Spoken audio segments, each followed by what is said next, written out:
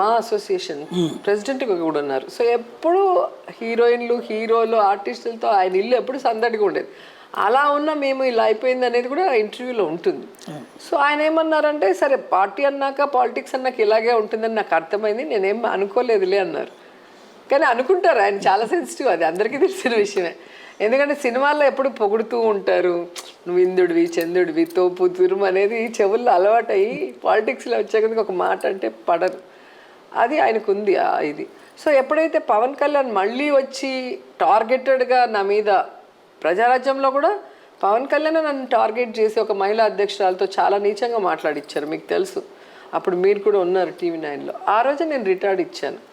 ఇచ్చినప్పుడు నేను ఏదో ఆడవాళ్ళని అన్నాను, వాళ్ళ భార్యను అన్నాను అంటారే తప్ప, నన్ను అంటే హీరోయిన్ని మీరు అన్నప్పుడు మీ ఇంట్లో కూడా ఒక హీరోయిన్ ఉంది కదా అలాగే వచ్చిందా అన్న.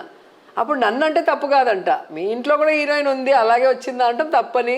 దాని మీద ఈ మధ్య కూడా మళ్ళీ మొన్న కూడా ఈ బండారు ఇష్యూలో మళ్ళీ అవన్నీ కూడా తీశారు. సో ఇప్పటికైనా మళ్ళీ పాత పిల్లం మీద ప్రేమ వచ్చినందుకు సంతోషం. కానీ చాలా టార్గెట్ చేసి చాలా నీచంగా మాట్లాడిచ్చారు. చిరంజీవి గారికి అలవాటు లేదు. నేను మంత్రి అయినప్పుడు కూడా నేను గౌరవంగా చిరంజీవి గారి ఇంటికి వెళ్ళి వాళ్ళ వైఫ్ కానీ వాళ్ళ మదర్ కానీ అందరికీ నేనంటే బాగా ఇష్టం, మా అమ్మాయి అందరూ వెళ్ళాం.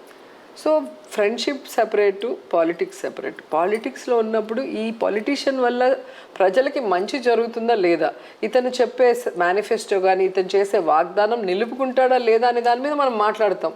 ఫ్రెండ్ కదా అని అబద్ధాలు చెప్పలేం కదా. ఇక్కడి నుంచి అక్కడికి చెప్పమంటే ఎలా చెప్తారు? పవన్ ఫ్యాన్స్కి మీరే విలన్ అవుతున్నారు, వాళ్ళకి ఏం చెప్పదలుచుకున్నారు?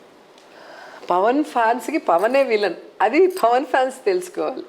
ఎందుకంటే ఈరోజు పవన్ వచ్చి పవన్ ఫ్యాన్స్ని వీళ్ళేమో జన సైనికులు అనుకుంటున్నారు, కానీ వాళ్ళు జెండా మోసే కూలీలు అనేది ప్రపంచం అనుకుంటుంది. అది వాళ్ళకి తెలియట్లేదు. ఒరే మిమ్మల్ని మోసం చేసి మిమ్మల్ని చూపించి